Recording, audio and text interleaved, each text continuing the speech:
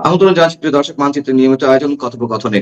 আরেক জিয়াকে হত্যা করে বাংলাদেশের রাষ্ট্রীয় ক্ষমতা পাকিস্তানপন্থীদের হাতে তুলে দেওয়ার একটা ভীষণ গুরুতর একটা তথ্য এখন অটোমেটিকলি ফাঁস হয়ে গেছে। আপনারা জানেন যে পাকিস্তানে বেনজির ভুট্টো যখন এরকম দীর্ঘদিন বাইরে থাকার পরে যেদিনকে দেশে ফিরতেছিল সেই দিনকেই তাকে হত্যা করা হয়েছিল। হত্যা করে বাকিটা তো জানেন, এটা অন্য একটা ভিডিওতে আমি বিস্তারিত আলোচনা করব, কিন্তু এটাই জানেন যে বেনজির ভুট্টোকে হত্যা করা হয়েছিল দেশে ফেরার প্রাককালে। দীর্ঘ বছর পরে বাংলাদেশে আরো একটা বড় ধরনের ক্ষতি, বড় ধরনের ঘটনা, দুর্ঘটনার হাত থেকে জাতি বেঁচে গেছে। এই তথ্যগুলো এখন অটোমেটিকলি ফাঁস হয়ে গেছে এবং সামনে চলে আসছে। আমাদের হাতে অনেক তথ্য দেশ বিদেশ থেকে আসে। আমরা যারা অনলাইনে কাজ করি, অ্যাক্টিভিজম করি, পৃথিবীর বিভিন্ন দেশ থেকে আমাদের সাথে যোগাযোগ করে বিভিন্ন তথ্য আমাদেরকে দেওয়া হয়। এত পরিমাণ তথ্য দেওয়া হয় সেগুলো সব প্রকাশ করা সম্ভব হয় না। এর মধ্যে যেটা প্রয়োজন মনে করি সেটাকে আমরা সামনে আনি। গত এক সপ্তাহ ধরে আমার কাছে এই সংক্রান্ত যে তারেক জিয়াকে হত্যা করে রাষ্ট্রীয় ক্ষমতাটা পাকিস্তানপন্থীরা বলতে জামায়াতে ইসলাম, কারণ তারেক জিয়াকে হত্যা করা ছাড়া তারা জানতো যে কোনোভাবেই কোনো কারচুপি করিয়া রাষ্ট্রীয় ক্ষমতা দখল করা যাইতেছে না। সেনাবাহিনীর সাথে যোগাযোগ করিয়াও, সব ধরনের লবিং করিয়াও সেনাবাহিনীর কাছ থেকে তারা সাড়া পায় নাই। নিছক 5ই আগস্টের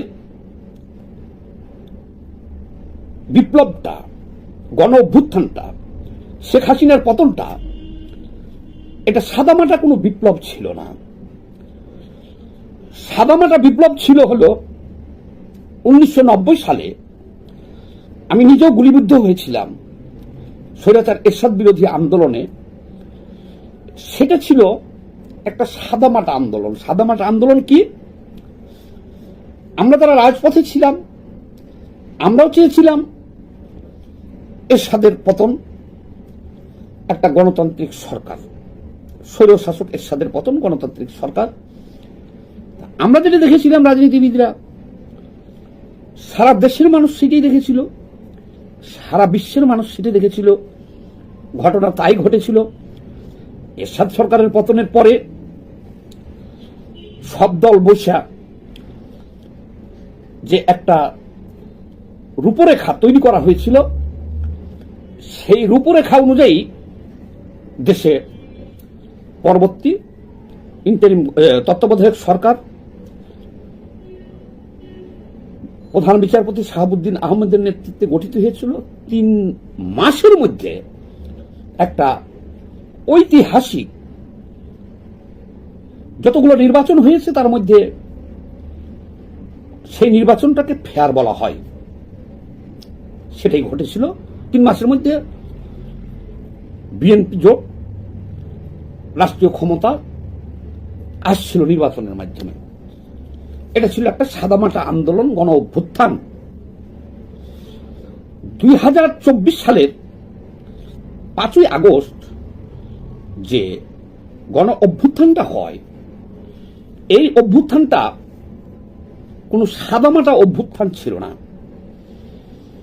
এখানে মেটিকুলাস একটা ডিজাইন ছিল, হাজার হাজার কোটি টাকার বা মিলিয়ন মিলিয়ন ডলারের একটা খেলা ছিল।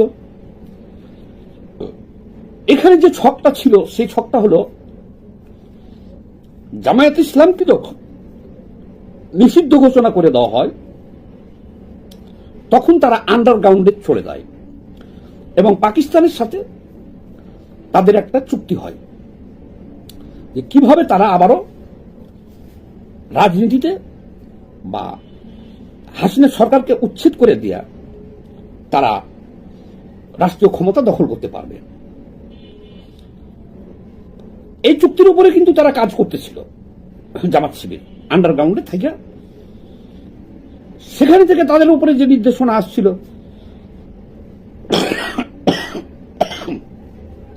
যে প্ল্যানটা আসছিল, সেটা হলো যে তারা গুপ্ত হিসাবে শিবির সব ছাত্রলীগে চলে গেছে, যারা একেবারে কালার না তারা সবাই মোটামুটি গুপ্ত হিসাবে আওয়ামী লীগের বিভিন্ন অঙ্গ সংগঠনে তারা মিশে গেছে। আমার চোখে দেখার কথা, আমার এই এলাকায়, আমাদের এলাকায় আমরা তাদেরকে জানতাম যে এরা প্রচন্ড শিবির জামাত। তো সেই শিবির নেতার 5 ভাইয়ের এখানে 5টা দোকান ছিল, নিছিল তারা 5 ভাইয়ের মসজিদের পাশে। তো সেই 5টার মধ্যে থেকে একটা দোকান ছেড়ে দেয় বড়, সেখানে দেখতাম এই এলাকার আওয়ামী লীগের নেতারা বসে তাদের কার্যক্রম পরিচালনা করত। আর বাকি 4 দোকানে তারা দেদারসে ব্যবসা করছে পুরা আওয়ামী লীগ আমলে। তারা যে ব্যবসা করছে সেই টাকা কিন্তু তারা আবার এই আওয়ামী লীগ উৎখাতের কাজে তারা চাঁদা দিয়েছে। আর আওয়ামী লীগ এতই খুশি যে তারা মৌখিকভাবে আওয়ামী লীগের সাথে মিশে গেছে, যোগ দিছে।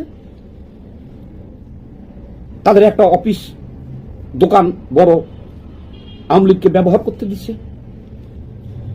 তো আওয়ামী লীগরা তো ছিল, মনে করেন যে তারা টাকা হইলে পারে সবই করতে পারতো, তারা টাকার বিনিময়ে সব করছে। তারা রাজাকাররে মুক্তিযোদ্ধা বানানো, জামাত শিবিররে আওয়ামী লীগ বানানো, এমন কোন হেন কাজ ছিল না যে আওয়ামী লীগের তৃণমূল না করছে টাকার বিনিময়ে। তো যাই হোক, প্রসঙ্গটা অন্যদিকে চলে যেতেছে, আমি আসল দিকে যাই। তো তার যে এই যে মেটিকুলাস ডিজাইনের দেখেন, অভ্যুত্থানটা হওয়ার সাথে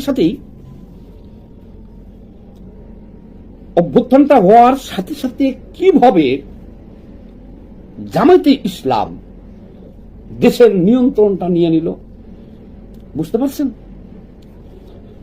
পাকিস্তানের সাথে যে চুক্তি তাদের ছিল,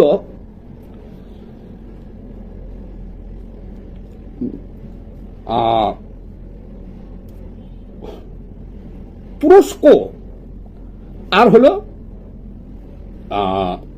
পাকিস্তান, তুরস্ক এবং পাকিস্তানের টাকায়, বিশেষ করে তুরস্কের টাকায়, আর ওই বেনজির ভুট্টোকে যারা হত্যা করেছিল সেই ফর্মুলা পাকিস্তান থেকে নিয়ে একটা দুর্ধর্ষ কিলার গ্রুপ বাংলাদেশে ভাড়া করে এনে রাখা হয়েছিল, দুর্ধর্ষ কিলার গ্রুপ। এবং এই গ্রুপ দিয়ে যেদিনকে তারেক জিয়া দেশে আসবে সেদিনকে তাকে হত্যা করার পরিকল্পনা ছিল এবং রাষ্ট্রীয় ক্ষমতাটা তাদের হাতে চলে যাবে। দেখেন, বিগত 18 মাস এই দেশটা মূলত শাসন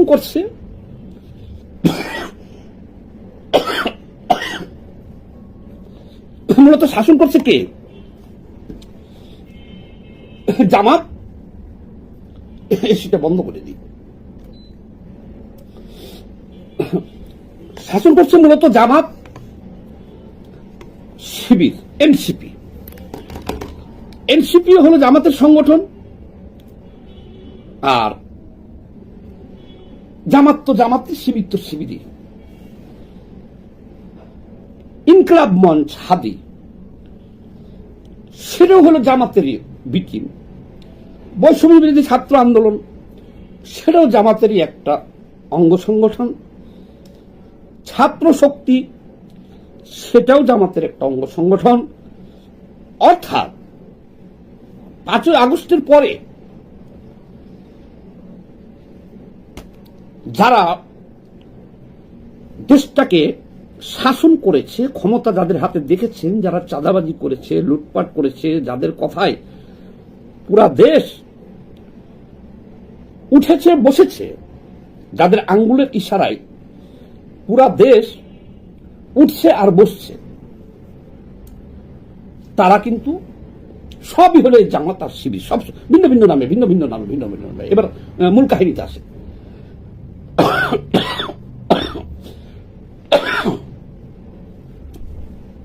মূল কাহিনীটা হলো, আমরা কিন্তু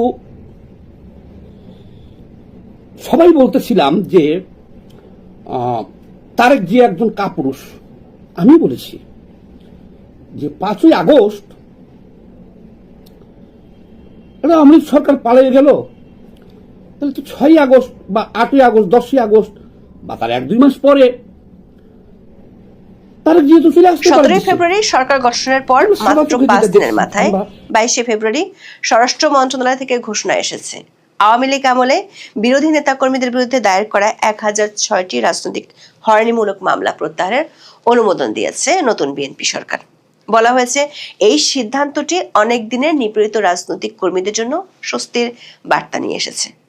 প্রশ্ন হলো, আইনের শাসন প্রতিষ্ঠার ঘোষণা দেয়া নতুন প্রধানমন্ত্রী তারেক রহমান কি শুধু এক আমলের মামলাগুলো প্রত্যাহার করবেন? যৌক্তিক কোনো অভিযোগ ছাড়া 1.5 বছর ধরে যেসব সাংবাদিক, লেখক ও রাজনীতিবিদ কারাগারে আটক আছেন, তাদের জন্য সরকার কি সিদ্ধান্ত নেবে? প্রশ্ন উঠেছে, রাজনৈতিক প্রতিহিংসা বা পরিস্থিতির চাপে অন্তর্বর্তীকালীন সরকারের সময় বিরোধী রাজনৈতিক নেতাকর্মী, সাংবাদিক, লেখকদের বিরুদ্ধে যে হাজার হাজার মামলা এবং অপারেশন টেবিল হান্টের মতো সাঁড়াশি অভিযান চালানো হয়েছিল, সেগুলোর ভবিষ্যৎ কি? নাকি বরাবরের মতোই রাজনৈতিক হয়রানিমূলক মামলার বিচার নতুন সরকার আমলেও রাজনৈতিকভাবেই ঝুলতে থাকবে? কারাগারে আটকে থাকা একাধিক সাংবাদিকদের পরিবারের সদস্যদের সাথে কথা বলে জানা গেছে, অন্তর্বর্তী সরকার আমলে সরকার গ্রিন সিগন্যাল ছাড়া জামিনের আবেদন করে কোনো লাভ হতো না। জামিনের শুনানি বিচারকরা শুনতেই চাইতেন না। নতুন সরকার আসার পর পরিস্থিতির কোনো উন্নতি হয়নি এখনো। ভুয়া মামলায় এখনো কি তাহলে সাংবাদিক, লেখক সহ, রাজনীতিবিদ সহ অনেক সাধারণ মানুষ জেল খেটেই যাবেন? বিস্তারিত জানতে চলুন যাওয়া যাক বিশ্লেষণে।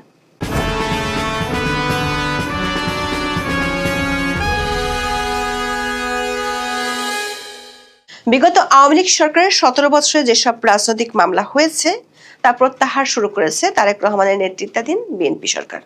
সে সময় বিরোধী দলের নেতাকর্মীদের বিরুদ্ধে দায়ের করা রাজনৈতিক হয়রানিমূলক 1006টি মামলা প্রত্যাহারের অনুমোদন দেওয়ার কথা রোববার স্বরাষ্ট্র মন্ত্রণালয় জানিয়েছে। ত্রয়োদশ সংসদ নির্বাচনে জিতে বিএনপি সরকার গঠনের 5 দিনের মাথায় এসব মামলা প্রত্যাহারের সিদ্ধান্ত জানালো মন্ত্রণালয়।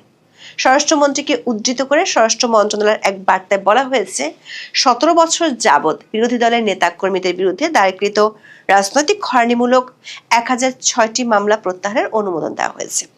স্বরাষ্ট্র মন্ত্রণালয়ের সূত্রে জানা গেছে, এই প্রক্রিয়াটি মূলত 2024 সালের সেপ্টেম্বর মাসে অন্তর্বর্তীকালীন সরকার গঠিত একটি আন্তঃমন্ত্রণালয় কমিটির সুপারিশের ভিত্তিতে কার্যকর হচ্ছে।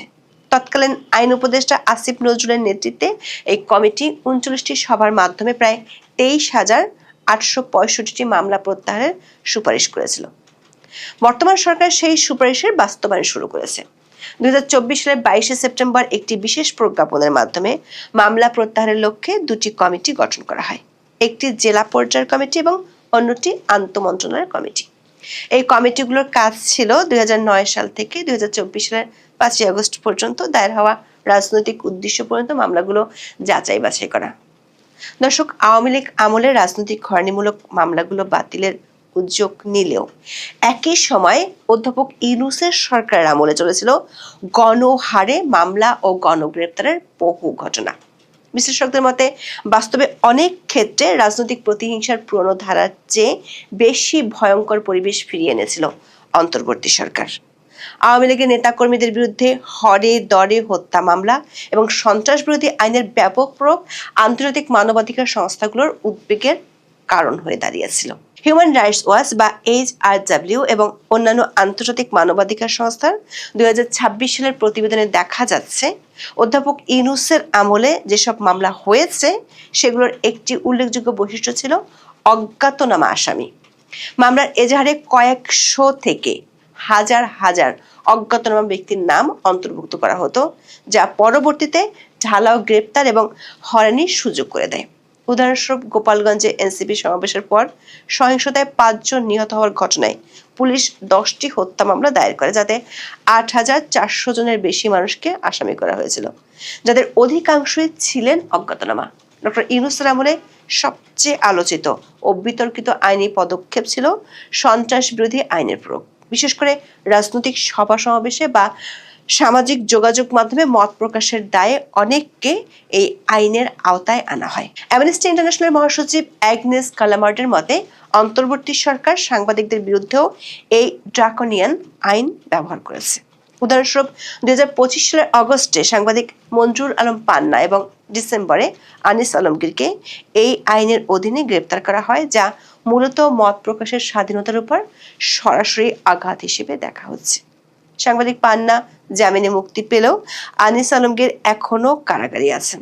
দর্শক, এই আইনি কাঠামোর ব্যবহারের সমান্তরালে মাঠ পর্যায়ে পরিচালিত হয়েছিল এক বিশাল ক্র্যাকডাউন, যার নাম দেওয়া হয়েছিল অপারেশন ডেভিল হান্ট।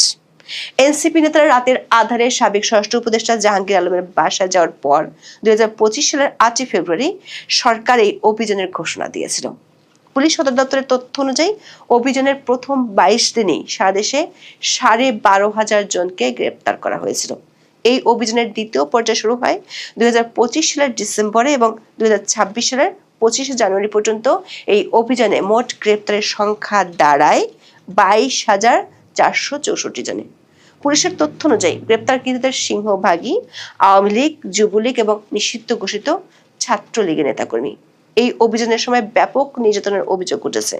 অনেক নেতাকর্মীকে গ্রেপ্তারের পর রিমান্ডে নিয়ে শারীরিক নির্যাতনের চিত্র সংবাদ মাধ্যমে উঠে এসেছে। যদিও সরকারিভাবে গণগ্রেপ্তার বা নির্যাতনের বিষয়টি অস্বীকার করা হয়েছিল, কিন্তু বিভিন্ন মানবাধিকার প্রতিবেদন ও স্থানীয় সংবাদে নির্যাতনের করুণ চিত্র উঠে আসে।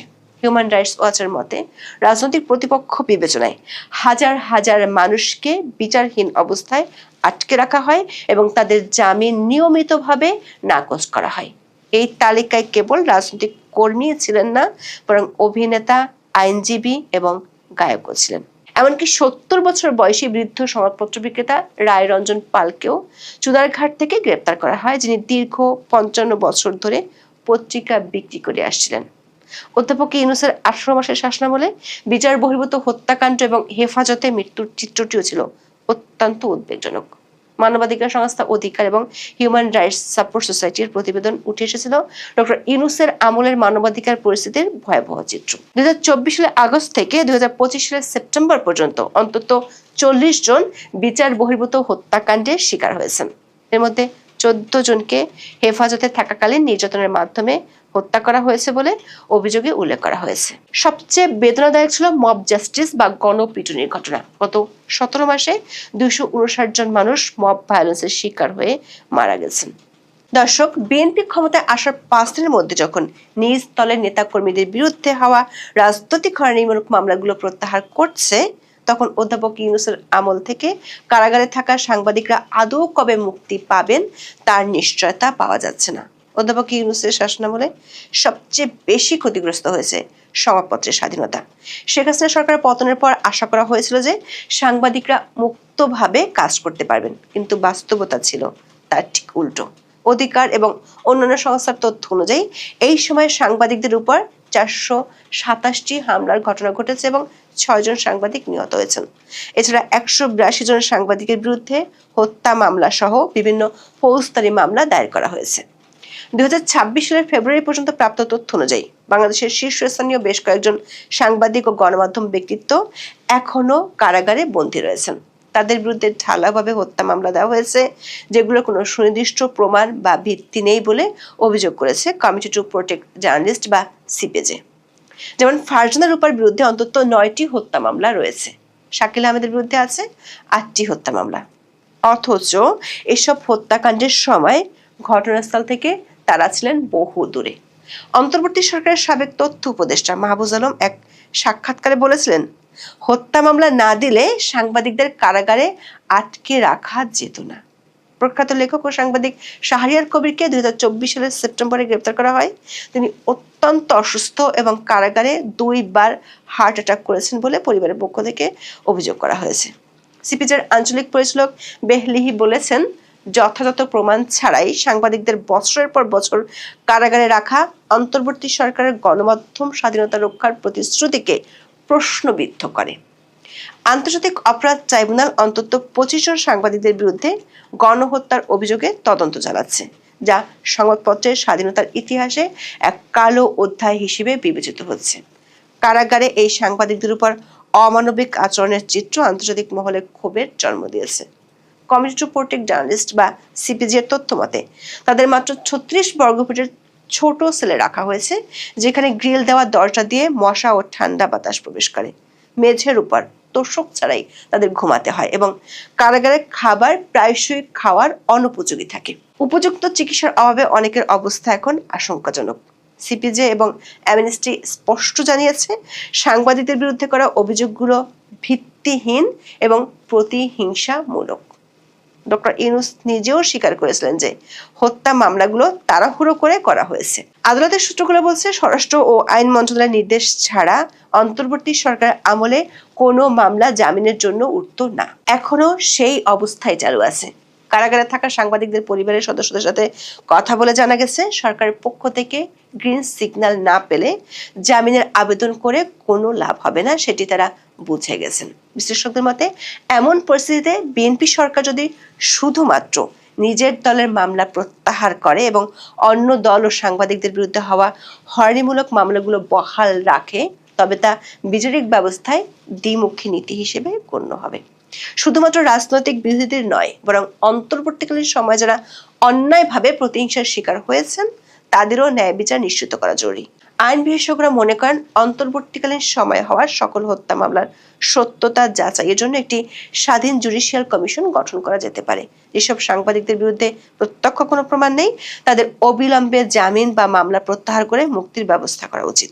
বাংলাদেশের নতুন প্রধানমন্ত্রী তারেক রহমান বলেছেন, তিনি আইনের শাসন প্রতিষ্ঠা করতে চান। প্রশ্ন হলো, গত 17 মাস ধরে যারা মব সন্ত্রাস